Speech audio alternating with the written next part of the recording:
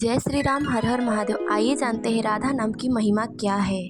कहने को तो एकमात्र नाम है राधा, लेकिन इन दो अक्षरों के नामों में भक्ति, प्रेम और जीवन का यथार्थ समाहित है। श्री ठाकुर जी के जन्म अष्टमी के 15 दिनों बाद राधा अष्टमी का पर्व ब्रज में बहुत ही उत्साह के साथ मनाया जाता है। ब्रज की रानी राधा और श्याम के प्रेम को तर्कों से नहीं, अपितु सिर्फ प्रेम और भक्ति से ही समझा जा सकता है। कई पुराणों में भी इस बात का प्रमाण मिलता है। मम नाम सते नैव राधा, नाम सकृत समम, यह स्मरते सर्वदा राधा, न जाने तस्य किम फलम। अर्थात श्री ठाकुर जी कहते हैं, जो भी भक्त मेरे 100 नामों को स्मरण करता है तथा राधा रानी का नाम एक बार स्मरण करता है तो दोनों का फल एक समान ही होगा।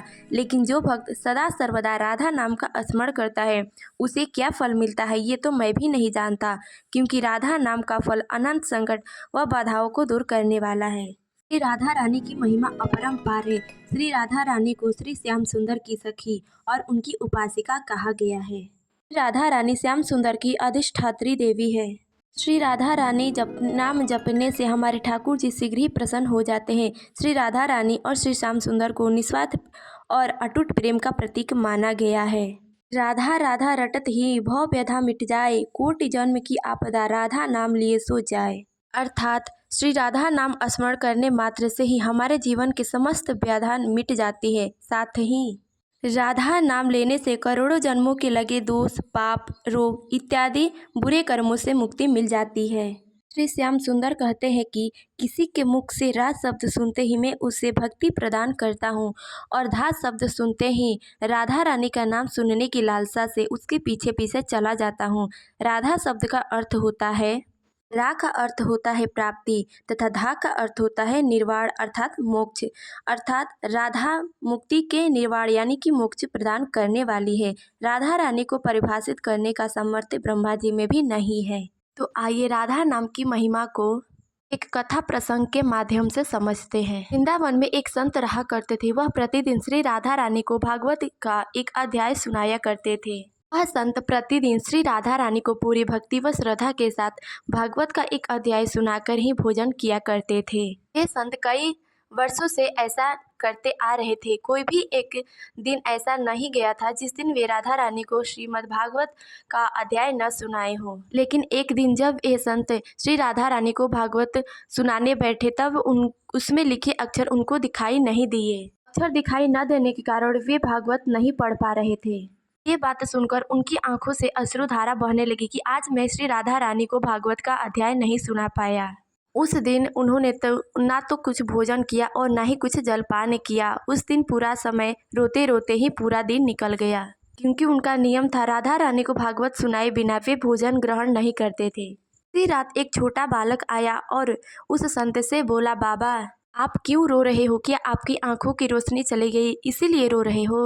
तब वह संत बोले, नहीं बेटा, मैं तो इसलिए रो रहा हूँ क्योंकि आज मेरा नियम टूट गया। मैं आज श्री राधा रानी को भागवत का पाठ नहीं सुना पाया। तब वह बालक संत को चुप कराते हुए बोला, बाबा मैं यह पट्टी आपकी आंखों पर बांध देता हूँ।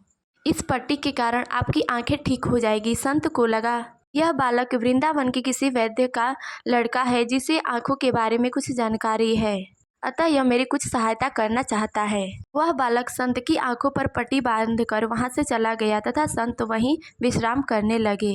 अगले दिन सुबह जब संत ने अपनी आंखों से पट्टी हटाई तो देखा कि सब साफ साफ दिख रहा है। आंखों के सामने जो कल तक अंधेरा था वे आज स्पष्ट व स्वच्छ दिखाई दे रहा है। संत बहुत प्रसन्न हुए और राधा रानी का स्मरण करते हुए बोले, जरा देखूं तो उस बालक ने इस पट्टी पर ऐसी कौन सी औषधि लगाई है जिससे इस पट्टी को मात्र एक बार अपने आंखों पर लगाते ही मेरी आंखों की रोशनी वापस आ गई तथा सब कुछ साफ साफ दिखने लगा है। सोचकर संत जी ने जैसे ही वह पट्टी देखी उस पर श्री राधा रानी का नाम लिखा हुआ था। श्री राधा रानी की इतनी महिमा देख, श्री राधा रानी के नाम की इतनी महिमा देख संत जी की आंखों से अश्रुधारा बहने लगी। तब वे संत वहीं श्री राधा रानी को प्रणाम करते हुए बोले, हे राधा रानी, आपकी नाम की महिमा अपरंपार है। आपने जो मुझ पर यह कृपा की है, लगता है आपको मेरे मुख से भागवत पाठ सुनकर बहुत ही आनंद आता है, जो कि आपने अपनी कृपा दृष्टि बनाकर ही मेरी दृष्टि लौटाई है। फिर पुनः वे संत स्नान ध्यान कर श्री राधा रानी को भागवत पाठ सुनाने लगे। जो भी भक्त पूरे श्रद्धा व भाव से श्री राधा रानी को स्मरण करता है, भगवान श्री श्याम सुंदर भी बिन बुलाए उनके पास, उस भक्त के पास चले आते हैं। इसीलिए भगवान के नाम व ईश्वर के नाम भक्ति पर कभी भी संदेह न करते हुए सदा ही निस्वार्थ भाव से उन पर अटूट भरोसा करना चाहिए तथा उनकी भक्ति सेवा करनी चाहिए। जय श्री राम। हर हर महादेव।